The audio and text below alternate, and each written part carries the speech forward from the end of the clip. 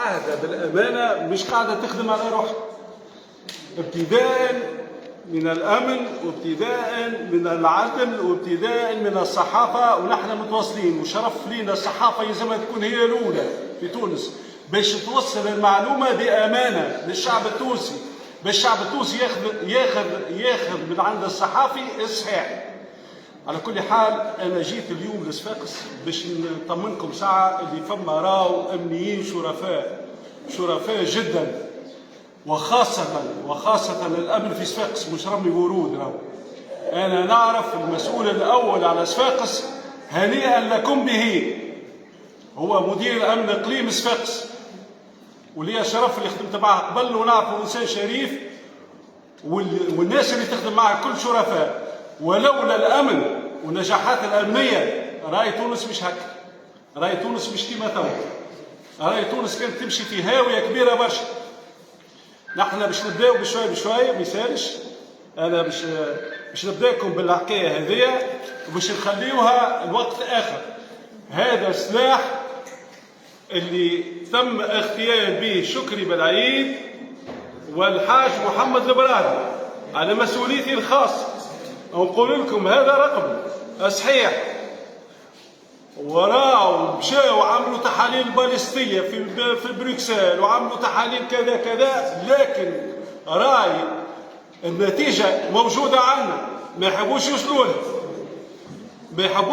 لها، وخاصة يقولوا الملفات فارغة وملفات البحث فارغة وما فما حتى شيء.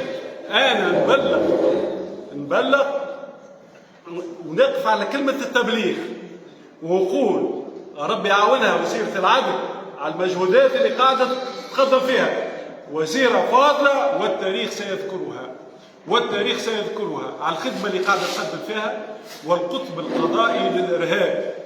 لكن أنا العبد لله البسيط اللي قدامكم مقدم 10 قضايا في الإرهاب، البحث كله عملته عمناول عنده عام، البحث كله موجود A+B=C، الناس كله، وهذه نجاحات أمنية نقولها لكم. أنا قدمت البحث وعملت البحث وما يتاحش في الماء، كل جزئيات معمولة ابتداء من السلاح وانت ماشي، ما يحبوش يوصلوا للنتيجة، وهاني نقولها وبلغوها. راهو السيد اللي عنده الملفات نتاعي مرقدهم، ما يحبوش يوصلوا للنتيجة. وتحية للأمن وللشرفاء، واللي يحب يوصل، وبلغوا للسيدة الوزيرة، تحياتنا للسيدة الوزيرة من المنبر هدايا بكم انتم تحبوا توصلوا، صوروا وصلوا وبلغوا، واللي يحب يكتب بالأمن يكتب ويبلغ. هذا السلاح اكتبوا عليه، هذا السلاح الصحيح. ونقول لكم بالاخر السلاح هذايا بتاع امني زاد، ما يشرفش الامن. نحن امن في خدمة المواطن، الناس اللي موجودة واللي موجودة ما بيناتنا تخدم الامن في صالح بلادنا، في صالح وليداتنا، في صالح بلادنا. انا توا باش نقول لكم البرنامج اللي اليوم جينا عليه، واللي الشباب اليوم حكى عليه، واللي اعضاء مجلس النواب بينوه، والفيلم السيد اللي وثقوا وراه اللي الناس الكل تاسفت وبدات الناس تاكل تبكي، والسيد اللي وراكم البرنامج كيفاش صاير في ايطاليا للشباب. كل هذا لو كان عندنا امن صحيح، مش الامن تاع توا تاع الترويكا، لو كان امننا ما تمش اختراقه ما يصيرش للشباب نتاعنا هذا. ولو كان عملوا للشباب برامج الفلوس اللي خذوها، اللي مازلنا ما نمشي نحكيو على الفلوس اللي خذوها واللي سرقوها، عملوا بها استثمارات للشباب، الشباب ما يسافرش، ما لقاش باش ياكل الشيخ متخرج. انا واحد منهم ولدي متخرج من الجامعه وقاعد في الدار نصرف عليه الحق وربي تستر به. هذا الموضوع الاولاني خليه اون سسبانس، اللي حب يتفضل. بلغوا للسيدة الوزيرة راهو السلاح اللي مات به شكري بالعيد وكل جاء به بشير العكرمي وبعث فرقة من الضفادع على البحر، راهي كذبة باش يوجه الفيلم في فيلم واحد يكذب عليكم. أنا نقول لكم يكذب عليكم، كل جمهورية يكذب. خذوها من عندي باهيش هيك، كذب، هز الشعب وهز فرقه وضفادع وفركسوا على البلعجي. جا قال لهم الفرد راني طيشته، مش عندي البلعجي الفرد طيشوا في البحر، تو راني تتعدى على انسان، تو تشد عليك تمشي تفركس على سلاح في البحر. الوكيل الجمهوريه هو بشير العكر اللي حطه هو سيد نور الدين البحيري باش تبدو تعرفوا. به خلينا نمشيو بالبراحه بالله يوسعوا بالكم معايا. اول حاجه نترحم على الشهداء، سامحوني وقت اللي قلت على شكري بالعيد والبراهمي الله يرحمهم وينعمهم، واول درجه باش نترحم على محمد الزوالي الله يرحمه وينعمه مادام لي انا فرصه في صفاقس. الله يرحمه وينعمه شهيد الوطن، وان كانت النهضه تخلصت منه تعرفوا الشيء هذا كله تعرفوه هذا، لكن فما سر باش نقوله لكم زاد. هاي السر باش نقوله لكم لاول مره. الجماعه اللي دخلوا واللي خدموا بهم على خاطر راي الاجهزه المخابراتيه هذه تعلموها من عندي انا.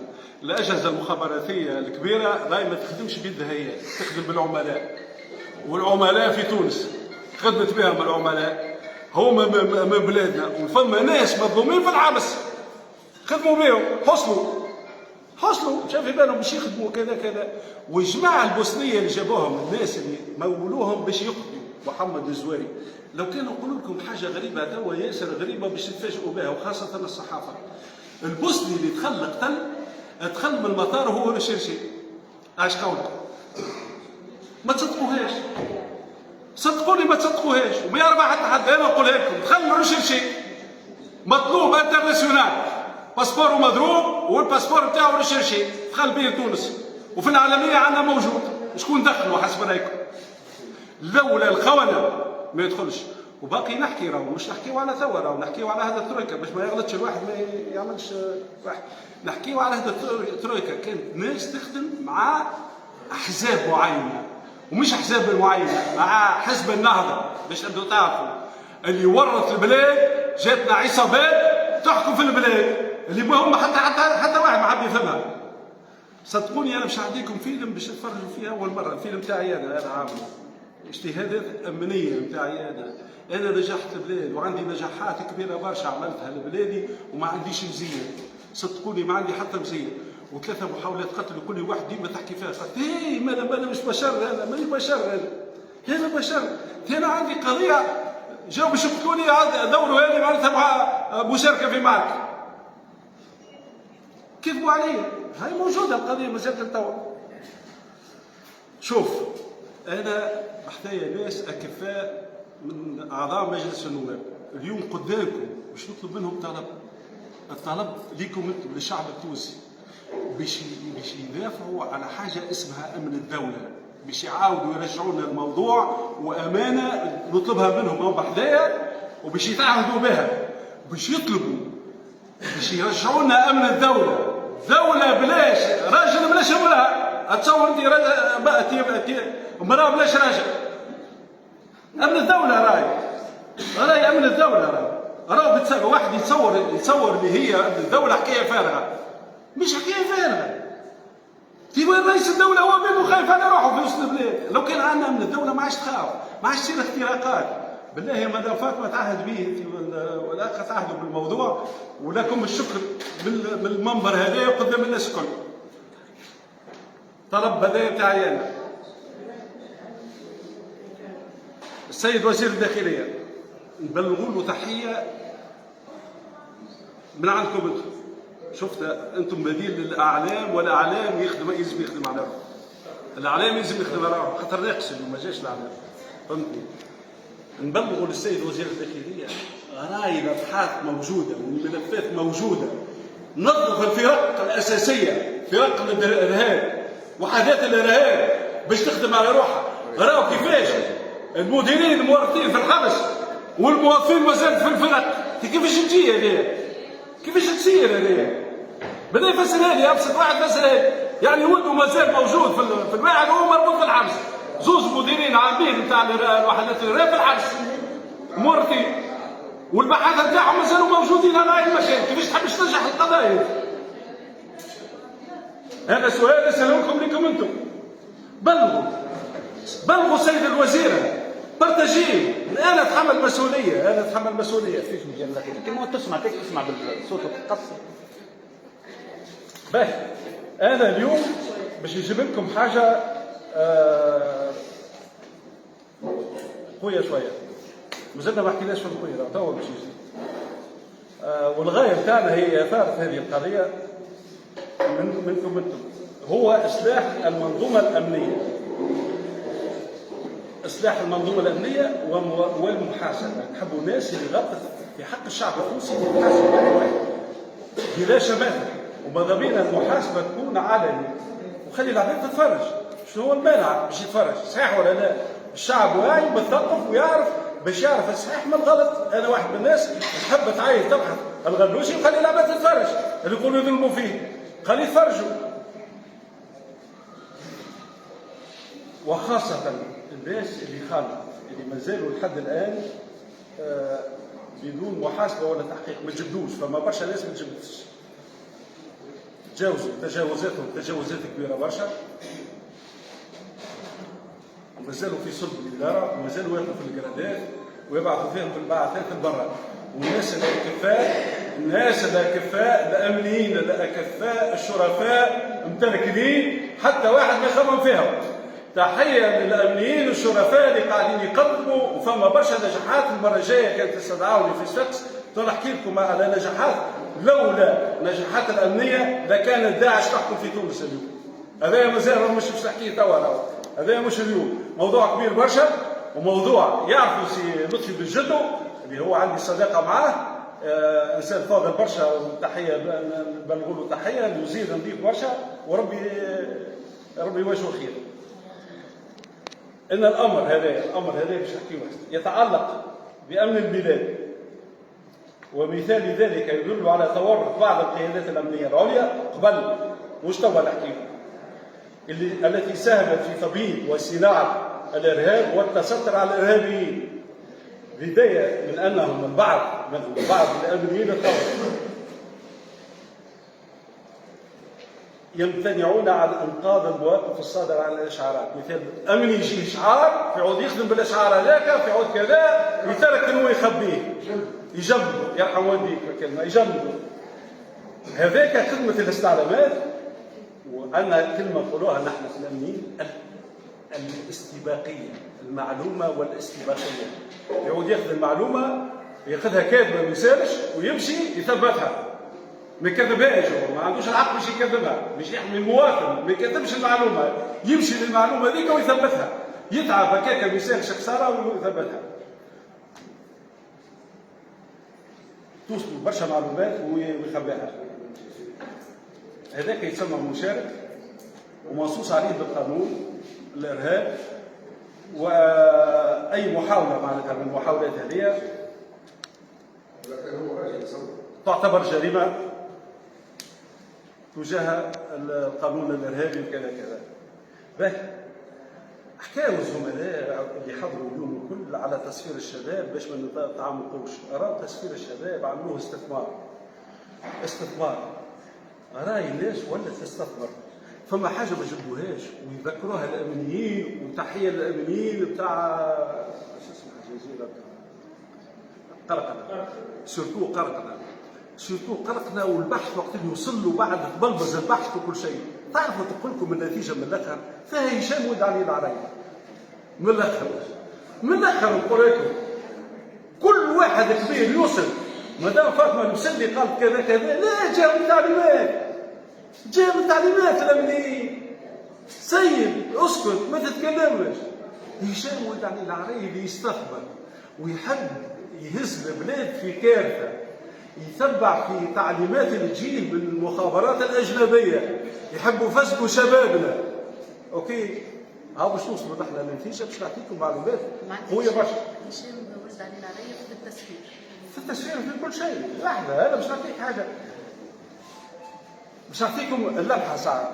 جمعيات متورطه في تسوير الشباب التونسي الى بعد التواتر تعمل جاهده هذه الأيام على تغيير أسمائها. ثم 18,000 جمعية.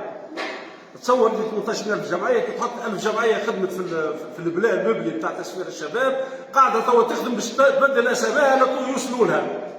وفي بالها صولات بهم راهو في بالها، فاهمني ولا لا؟ كلهم قاعدين يبدلوا في الاسماء تاعهم. برا شوف في الوزاره الاولى تلقاه يبدل في الاسم تاع التسميه تاع الجمعيه نتاعو باش القديم يمحيه. نحن نحب المحاسبه. رئاسه الحكومه على العلم بهذا راهي، رئاسه الحكومه على العلم باللي الجمعيات قاعده تبدل في اسمائها.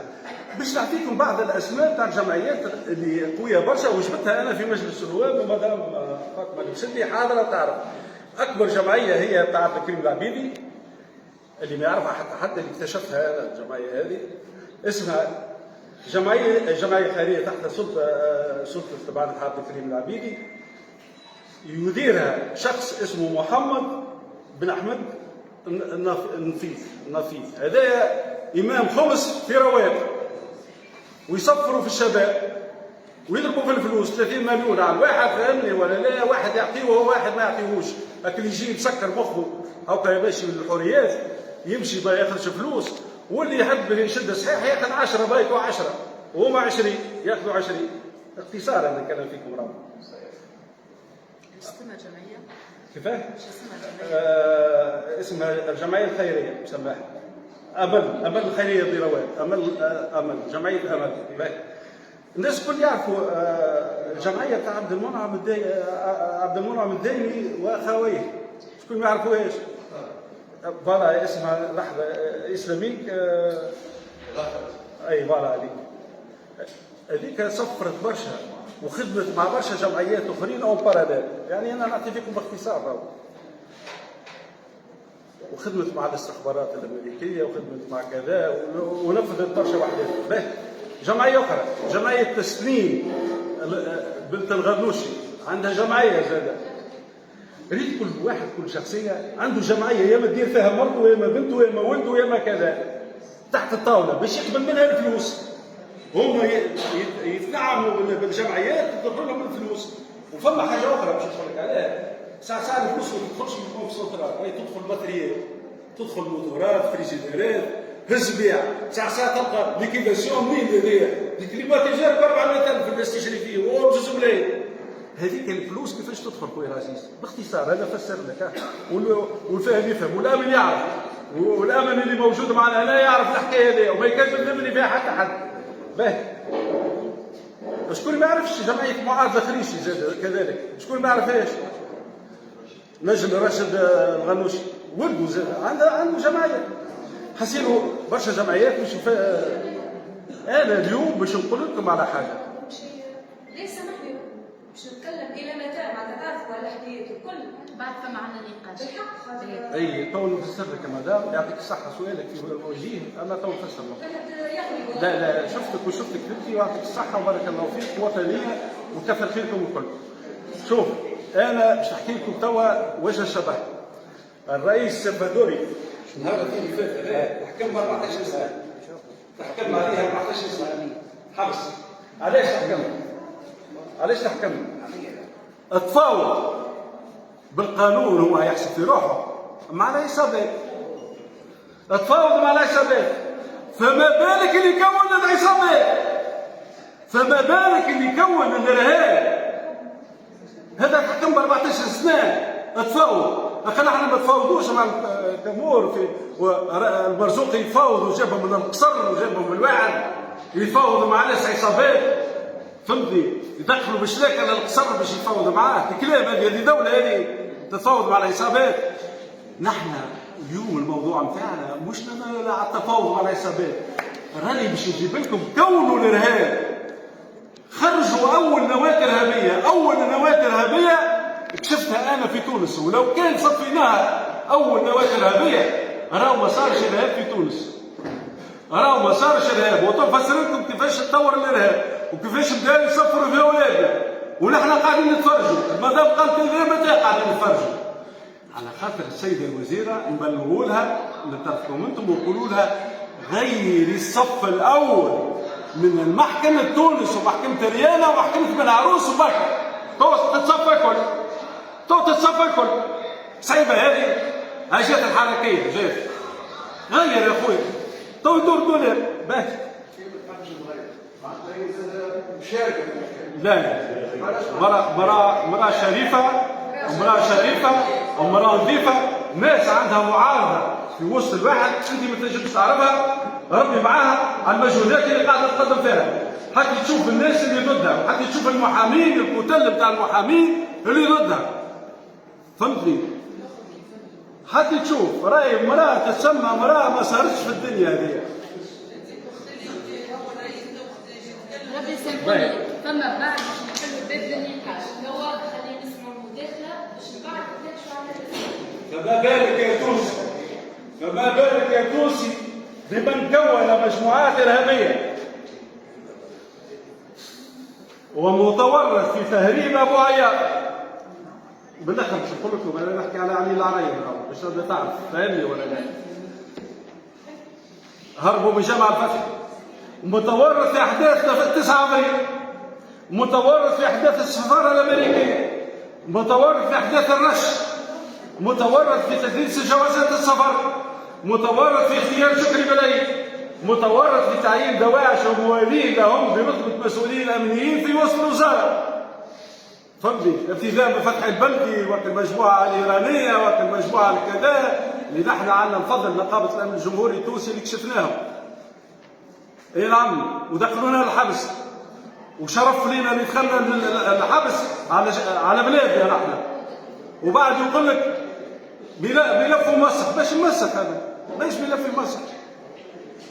مسح على خاطر يدافع عن بلادي؟ به نبداو توا في البروجيكسيون لو تسمح. نمشي غادي.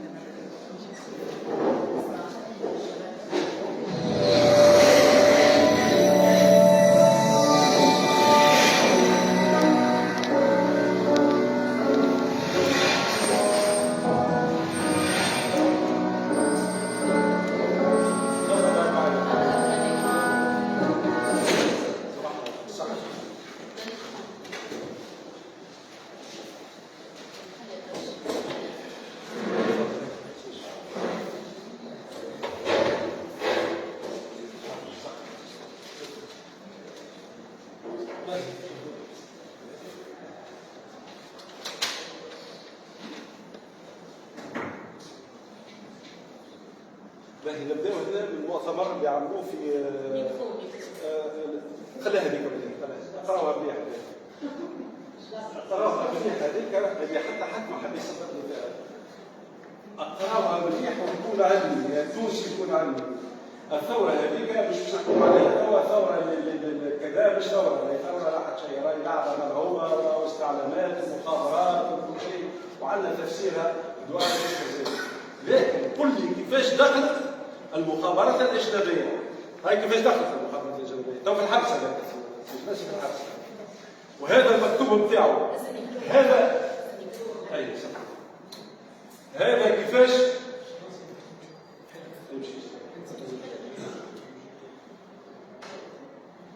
هذا كيفاش جاب المخابرات، هذا كيفاش دخلوا المخابرات الاجنبيه لتونس. مش لازم تكون هذا وكذا على هو جاء عمل هذيك، قال يا اسرائيل يا جيت تعاونونا وتحطونا في السلطه يا نحن جايين. ايش قولوا؟ باش يشيروا؟ باش يعمل ايران يسرع الشباب، باش يلم من السودان، يلم من تونس، يلم من ليبيا، يلم من مصر، ويمشيوا لفلسطين يحاربوا فلسطين. هذا شكون هذا اسرائيل. هذه انا فسرتها في مجلس النواب، تذكرها ولا ما عادش يدمرها. هذيك مدام اسمها وهي مدير الخيري زعما من على الحبس، خرجوا عليه بيه، قال لك هذا يسميش الحبس هذا. هاي كذا شوفوا هاي موجوده. هو هدد الكيان الصهيوني باش يجينا، يجيك باش جاب مؤتمر اصدقاء سوريا في جماعه. كون واحد انا امني انا التقرير بتاعي هذا جاء قلت راهو جاء باش يكونوا ويعملوا عصابات يبعثوها لسوريا. بدات العصابات منين؟ بدات من تونس، بلد الامان، بلد الصداقه. تونس تعمل الشيء هذا. تتصوروا نحن الناس شرفاء واسع نار كذا نبعثوا دواعش لسوريا، البلاد عامله اخويه معنا. يا سيدي طيب الشباب باش تبدا تعرف شنو منين جاء الهدف. الهدف انا فسرته، عملت محاضره في مجلس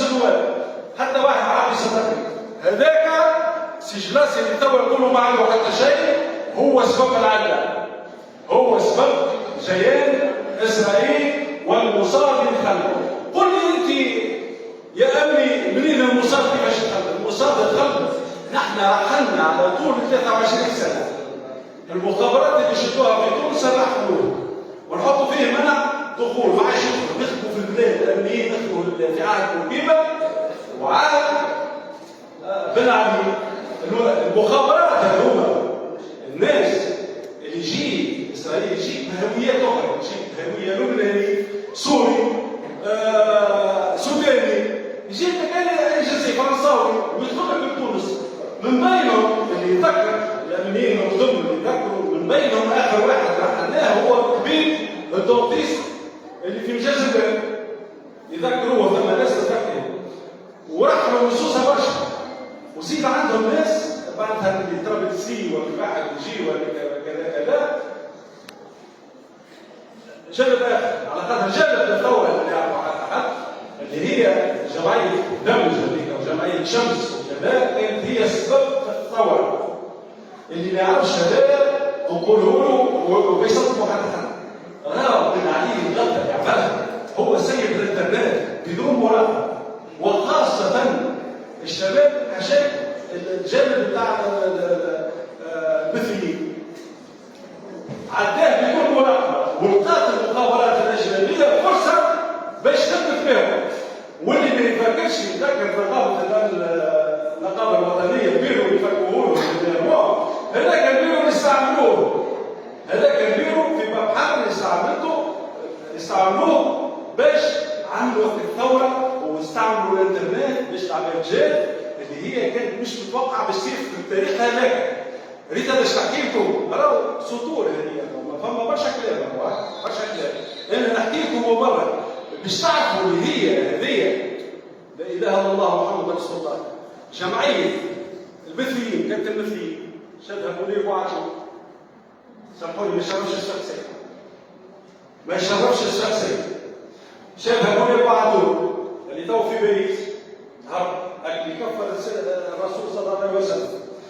منير وعجل كان شدها صاحب سليم بالرياح اللي ما يعرفش يزيدوا قلب، احنا اللي نعرفوا كل شيء. الجمعيه هذه بدلت اسمها، حطته جمعيه شمس، لكن يهبل التعبان والتعبان تتحرك حق الشباب ولا يتحرك، لكن لقاو برشا في حق الواد 200 واحد وكذا برا التحرك برا كذا. بعد توا سماوها دمج، والغنوشي وعدهم اللي باش يخرج لهم القانون ما راحش الفصل نتاعو حتى يديروا ولا كذا نتاع المثليين، وعدهم باش يخرجوا في مجلس النواب، مش مطلع مرة باش يعمل من الدولة كما انا الحق باش يعمل من الدولة، هو باش يعمل قانون نتاع المثليين باش يزوج الفكر مع افكار، ولا انت معنا انت. الله لا يبارك له ان شاء الله. فهمني ولا؟ لا بس الموضوع توا صدقني باش تاثروا باش يسمعوا، مش يعني باش يعرفوا الحقيقة، هذه حقيقة نحكي فيها، هذه حقيقة. هاي تونس علاش جاتها المخابرات واضح لنا بدنا نمشيو شوية قدم هاي.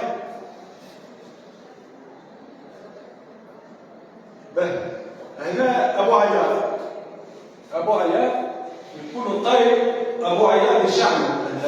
أبو عياض هذاك ربان أبو صخر اللي وسموه في الدولة هذه، وسموه باش يعمل إرهاب، وسموه في المؤتمر اللي جاونا الإسرائيليين تخلك البلاد بجبهة قطر، ما تخلكش الإسرائيلي هو جاي، بعد القطري جاي بجبهة عربية مسلم باش يغر بيها، واضح برا وسط ما يمشي.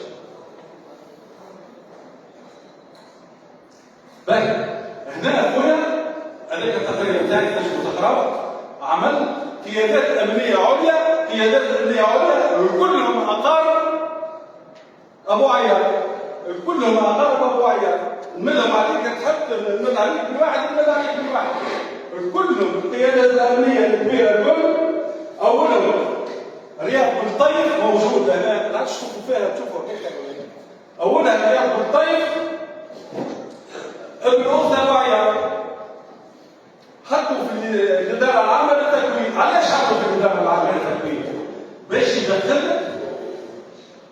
دواعش وزاره الداخليه كما صار في عمليه جبهه الاخيره. واضح ولا لا؟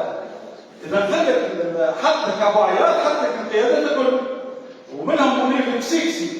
منير الكسيكسي اللي هو مصنف على نحن في الاتفاقيه نتاعو الى السلفيه الجهاديه حطوا له الحرس.